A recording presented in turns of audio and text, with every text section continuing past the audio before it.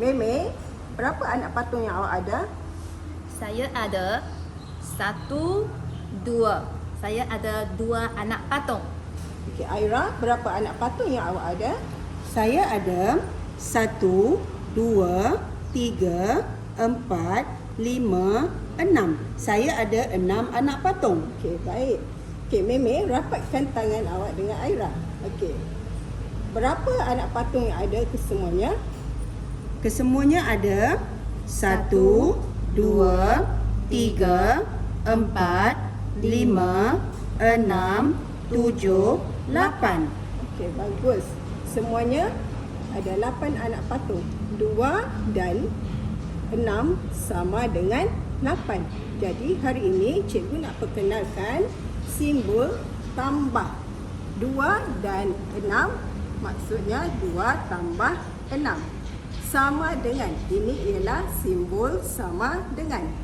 Okey, 2 tambah 6 sama dengan 8. Okey, Meme letakkan anak patung pada kad. 1, 2. Okey, mana nombornya Meme? Ini. Okey, Ini bagus adalah Meme. 2.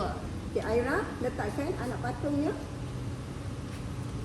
1, 2, 3, 4, 5, 6.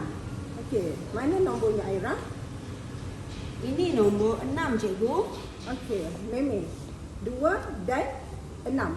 Dan mana simbolnya Meme? Ini ialah simbol tambah. Okey, tambah. Letak Bagus. sini. Okey, sebutkan 2 tambah 6. Okey, sama dengan. Mana simbol sama dengan Aira? Okey. Ini simbol sama dengan, cikgu. Bagus. Okey, sekarang cikgu nak awak gabungkan anak patung kedua-dua kamu di kad yang terakhir. 2, 1, 2, 3, 4, 5, 6, 7, 8. Okey, aku letakkan masukkan nombor 8 Aira. Mana nombor 8? Ini nombor 8, cikgu. Bagus Aira. Okey, Meme lengkapkan, boleh lengkapkan 2 dan 6. Lengkapkan ayat tersebut.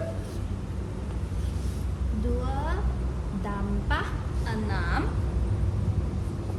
sama dengan 8. Bagus. Okey, cikgu nak awak ulang semula. Kedua-duanya ulang balik ayat matematik tersebut.